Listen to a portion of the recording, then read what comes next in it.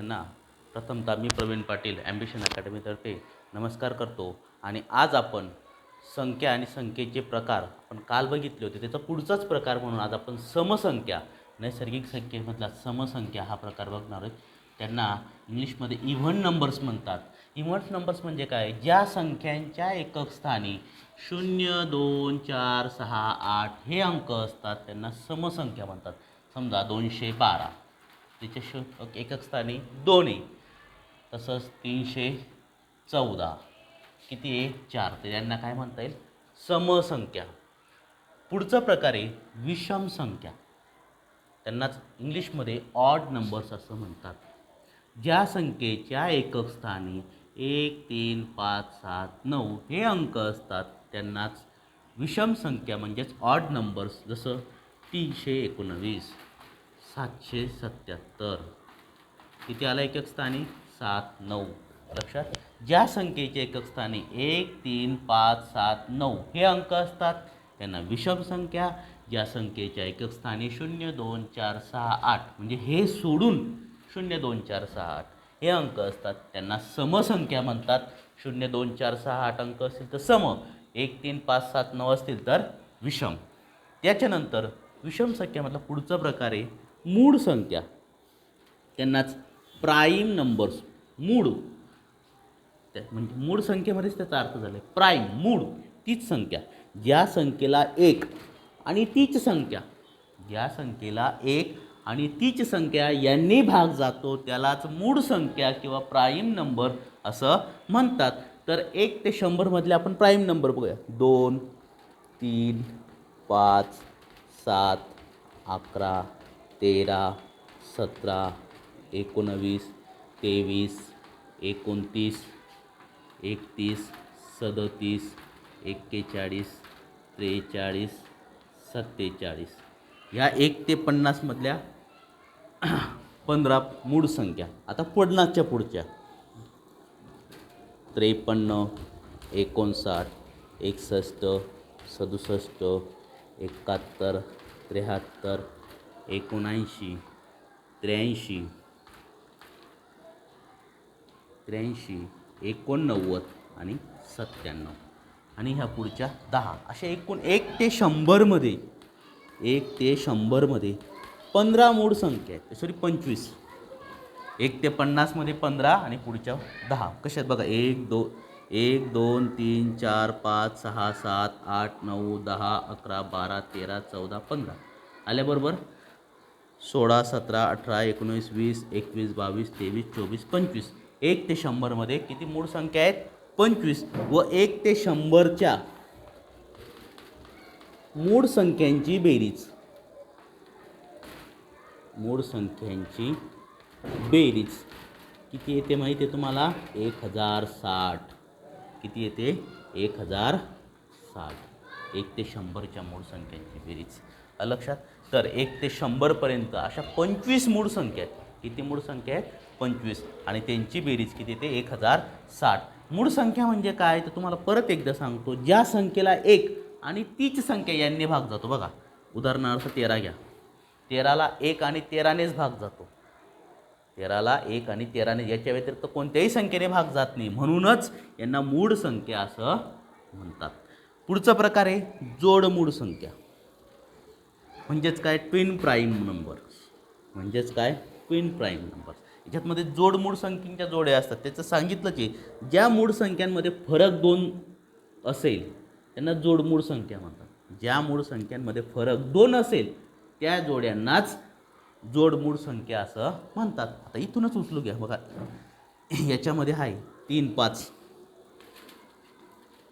एक जोडी झाली. 5, 7 दुसरी जोडी झाली. नंतर 7, 11 नाही जास्त संख्या आहेत. 7 आणि 11 मधला फरक 4चा आहे म्हणजे ही नाही. 11, 13 एक जोडी झाली.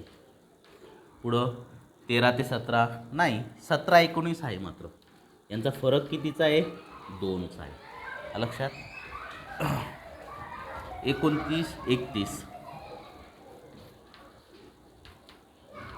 यांच्यात फरक मात्र 2चा आहे. लक्षात. पुढं 41, 43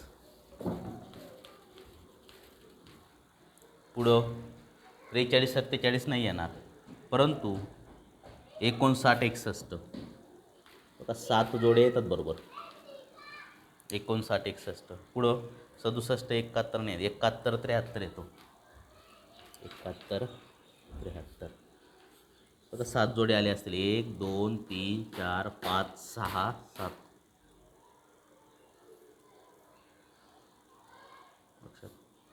या पद्धतीने. तर ज्या मूळ संख्यांमध्ये फरक 2चा असेल त्या जोड्यांनाच जोड मूळ संख्या असं म्हणतात. 1 2 3 4 5 6 7 8 या पद्धतीने त्या जोड्या आलेल्या आहेत.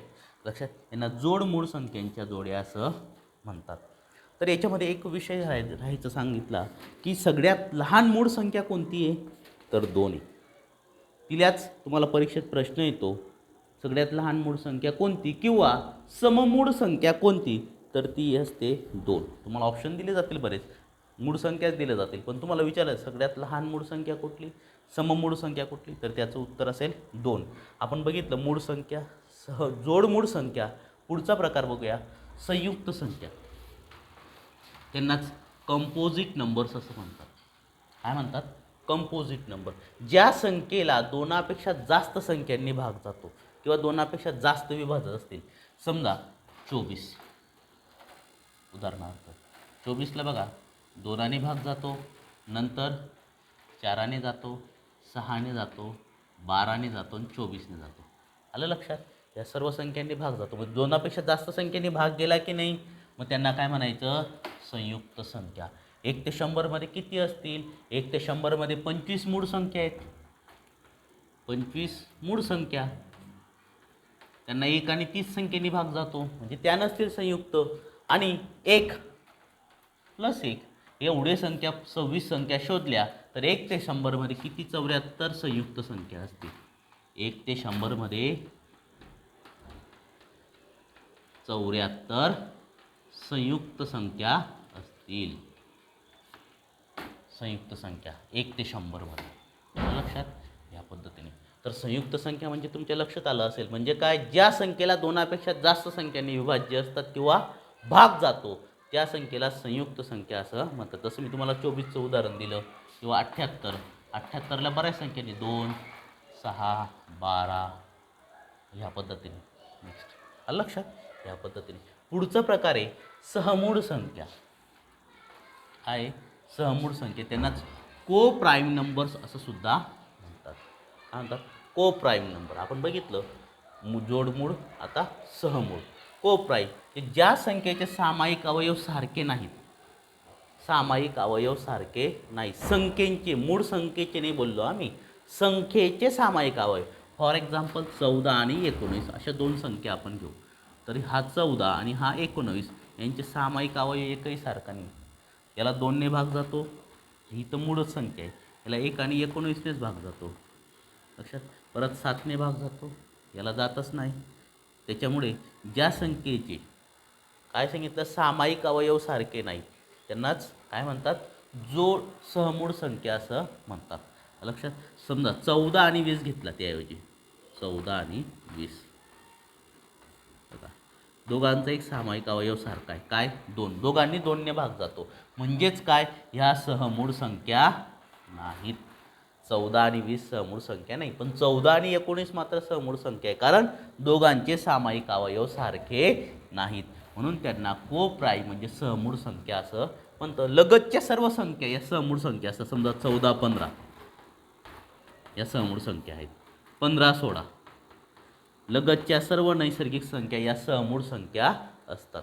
लगतच्या सर्व कुठल्याही घ्या, 99 100 सहमूळ संख्या, 97 98 सहमूळ संख्या, 101 105 101 102 सहमूळ संख्या. लक्षात, लगतच्या सर्व नैसर्गिक संख्या या सहमूळ संख्या असतात. आणि दुसरी व्याख्या मी तुम्हाला सांगितली, ज्या संख्येचे काय अवयव सारखे, एकही अवयव सारखा नसेल तरच त्यांनाच काय म्हणायचं, सहमूळ संख्या म्हणजेच को प्राईम नंबर्स. पुढचा सोपा प्रकार आहे वर्गसंख्या, त्यालाच तुम्ही चौरस संख्या असं सुद्धा म्हणतात, त्यालाच इंग्लिशमध्ये स्क्वेअर नंबर्स. आता 2चा वर्ग 4 स्क्वेअर नंबर, 1चा वर्ग 1 स्क्वेअर नंबर, 3चा वर्ग 9. वर्गसंख्या म्हणजे काय, त्या संख्येला त्याच संख्येने गुणणे म्हणजेच वर्गसंख्या. वर्गसंख्या म्हणजे काय? त्या संख्येला त्याच्या संख्येने गुणणे म्हणजे वर्गसंख्या. 9 कोणाचा वर्ग आहे? 3ला 3ने गुणलं तर वर्गसंख्या अशी दाखवतात. तिला 3चा वर्ग 9, 5चा वर्ग 25. वर्गसंख्या ही कधीही ऋण नसते. वर्गसंख्या नेहमी धन असतात, वर्गसंख्या ऋण नसतात. आता पुढचा प्रकार आहे घनसंख्या. त्यालाच क्यूब नंबर्स असं म्हणतात. लक्षात, क्यूब म्हणजेच काय, घन म्हणजेच काय? त्या संख्येला त्या संख्येने 3 वेळा गुणाकार करणे. समजा 2चा घन म्हणजे 2चा 3 वेळेस गुणाकार. 2 गुणिला 2 गुणिला 2, 2 दून 4, 4 दून 8. किती उत्तर आलं? 8. 2चा घन 8. लक्षात, 3चा घन किंवा 5चा घन घेऊ आपण. 5चा घन 5 गुणिला 5 गुणिला 5, 5 5 25, 25 5 125. आपण याच्यात नियम बघितला तर वर्गसंख्या ह्या नेहमी धनच असतात, परंतु घनसंख्या ह्या नेहमी धनच असतील याची गॅरंटी नाही. का? त्याचं कारण सांगतो. आता बघा, 7 ही धन वर्गसंख्या आहे, तिचं घन काढू आपण. 7 गुणिला 7 गुणिला 7, 7 7 49, 49 गुणिला 7 किती होतील? तर 49 गुणिला 7 करून बघू.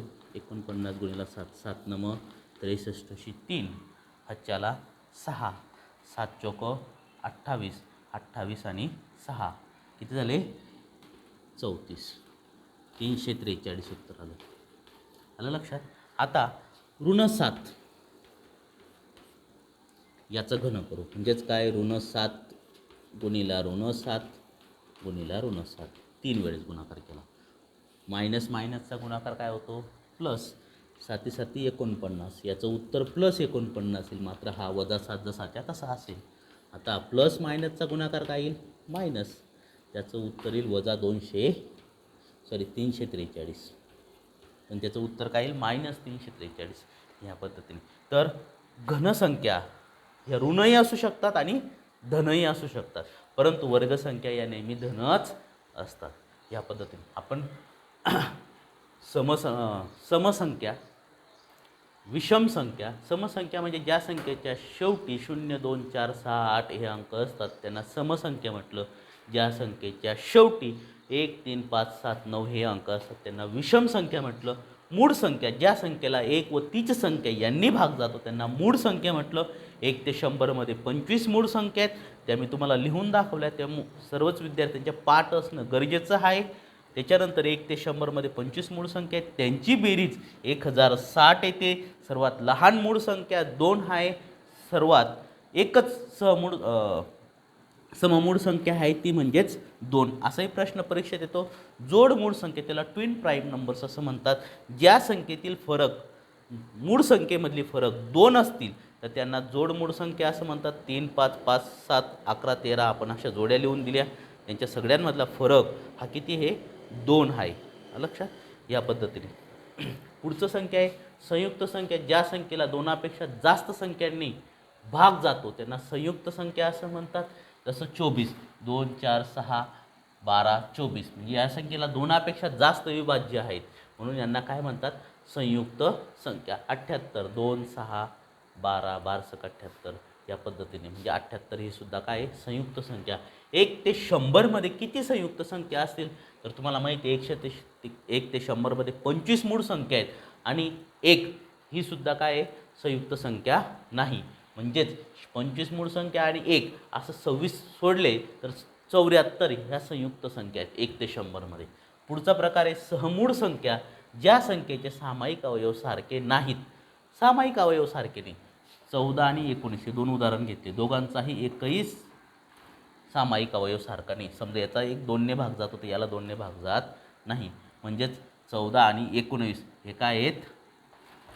सहमूळ संख्या. 14 20 घ्या, दोघांमध्ये 2ने भाग जातो, एक सामायिक अवयव सारखा आहे म्हणजे या सहमूळ संख्या नाहीत म्हणून मी त्याला क्रॉस केलं. आणखी सामायिक कुठल्या तुम्हाला व्याख्या लक्षात आली की ज्या संख्येचा एकही सामायिक अवयव सारखा नको पाहिजे. अशा नैसर्गिक संख्या बघू.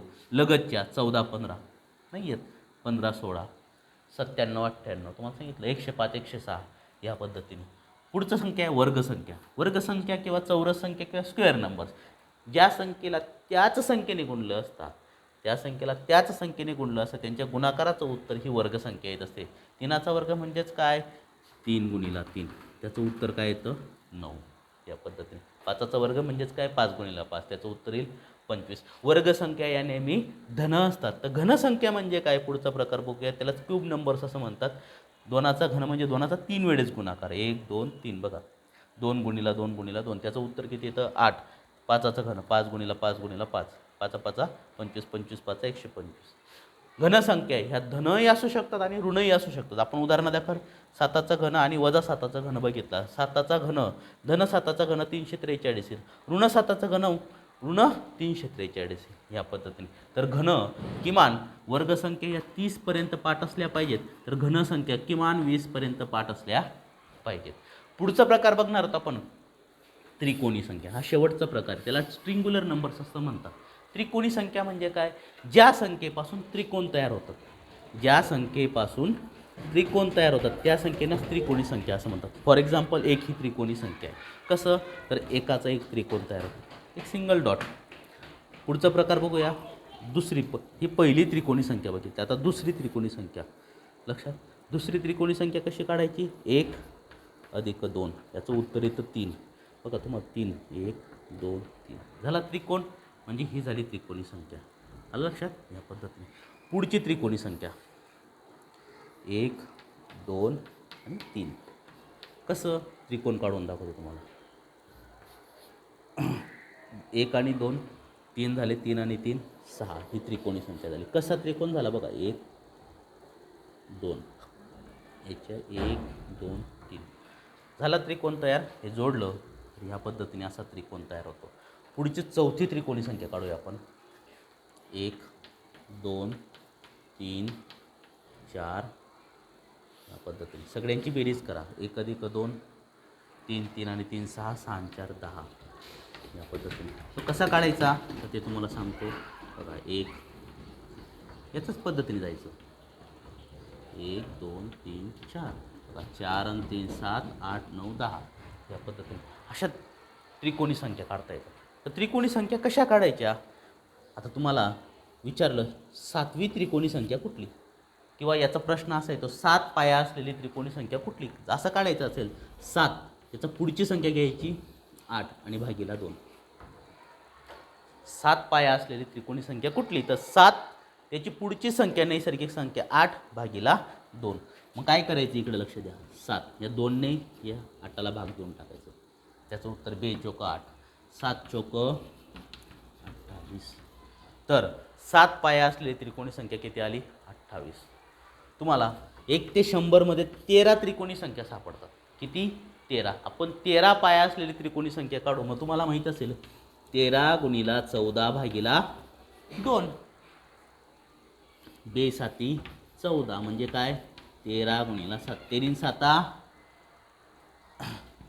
13 78, 13 साता 91 या पद्धतीने किती आली 13 पाया असलेली त्रिकोणी संख्या 91. जर 14 घेतली तर 14 गुणिला 15 भागीला 2, तर त्याचं उत्तर येतं 2 साते 14 15 साता 500. आली का 100पेक्षा मोठी 14वी त्रिकोणी संख्या 100पेक्षा मोठी आली ना. म्हणजेच काय 1 ते 100 मध्ये किती त्रिकोणी संख्या सापडतात 13. लक्षात. तर त्रिकोणी संख्या हा प्रकार तुमच्या लक्षात आला. ज्यांच्यापासून त्रिकोण तयार होतो त्यांनाच त्रिकोणी संख्या असं म्हणतात. 1 ते 100 मध्ये 13 त्रिकोणी. आणि त्रिकोणी संख्या कशा काढायच्या ते तुम्हाला सांगितलं.